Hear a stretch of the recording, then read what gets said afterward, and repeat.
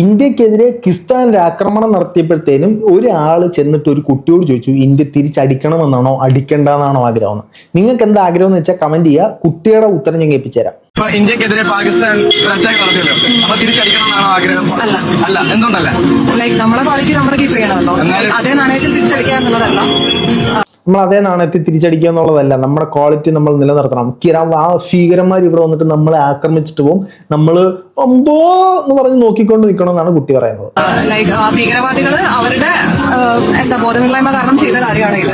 അതിന് നമുക്കിടയിൽ വർഗീയത ഉണ്ടാക്കുക എന്നുള്ളതാണ് അവരുടെ ലക്ഷ്യം. അത് ഇവിടെ നടപ്പായാലും അവരാണ് വിജയിക്കുന്നത്, നമ്മളല്ല. പക്ഷെ എന്നാലും ഇപ്പൊ അവര് ചിലൊരു അറ്റാക്ക് നടത്തി, നമ്മളൊന്നും ചെയ്യാതെ കഴിഞ്ഞാൽ ഇതിനേക്കാളും വലിയൊരു അറ്റാക്ക് നടത്തിയാലോ? ഇല്ല, എനിക്ക് തോന്നുന്നില്ല അങ്ങനെയാണത് സംഭവിക്കാൻ തോന്നുന്നില്ല. അങ്ങനെയല്ല സംഭവിക്കുക. പുള്ളിക്കാരോട് ഭീകരന്മാർ വിളിച്ച് പറഞ്ഞിട്ടുണ്ട്, ഞങ്ങളെ തിരിച്ചാക്രമിച്ചാലേ ഞങ്ങൾ ആക്രമിക്കത്തുള്ളൂ, അല്ലാതെ അവരൊന്നും ചെയ്യത്തില്ല. നല്ല പിള്ളേരാണ്, നല്ല ചെറുക്കന്മാരാണ് അവന്മാരെ നമ്മൾ എങ്ങനെയാണെന്നല്ലോ തൊട്ടിലിട്ട് ആട്ടിയിട്ട് പാൽക്കുപ്പി എടുത്ത് വാരി വെച്ച് കൊടുക്കണം. അത്രയ്ക്ക് നല്ല പിള്ളേരാണ് ഈ കിസ്താനിലുള്ള ഭീകരവാദികൾ എന്ന് പറയുന്നത്. പുള്ളിക്കാരിയെ വിളിച്ച് സംസാരിക്കാറുണ്ട് ഇടയ്ക്കിടയ്ക്ക്. പറയും, ഞങ്ങളൊന്നും ചെയ്യത്തില്ലേ, ഞങ്ങളൊന്നും അങ്ങോട്ട് ആക്രമിക്കും, നിങ്ങൾ കണ്ണടച്ചാൽ മതി, ഞങ്ങൾ പിന്നെ ഒന്നും ചെയ്യത്തില്ലേ. കൊടുക്കേണ്ട മെസ്സേജ് നമ്മൾ ഒറ്റക്കെട്ടായിട്ട് തന്നെ അതിനെതിരെ നിൽക്കും എന്നുള്ളതാണ്.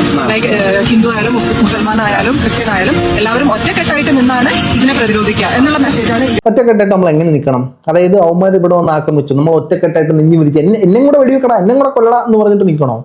നമ്മുടെ രാജ്യത്ത് യുദ്ധം വരുന്നത് നമുക്ക് നല്ലതല്ല, പക്ഷെ രാജ്യത്തിന്റെ നിലനിൽപ്പിന് വേണ്ടി നമ്മൾ യുദ്ധം ചെയ്യണമെങ്കിൽ യുദ്ധം ചെയ്യണം. രാജ്യം എടുക്കുന്ന തീരുമാനത്തിനൊപ്പം നിൽക്കുക, നമ്മുടെ ആർമിയോടൊപ്പം നിൽക്കുക, ഇതേപോലുള്ളതുങ്ങളെ സപ്പോർട്ട് ചെയ്യുക. അതായത് ഞാൻ ഒന്നും പറയാനില്ല, നിങ്ങൾക്ക് തോന്നുന്നു നിങ്ങൾ കമന്റ് ബോക്സ് ഇട്.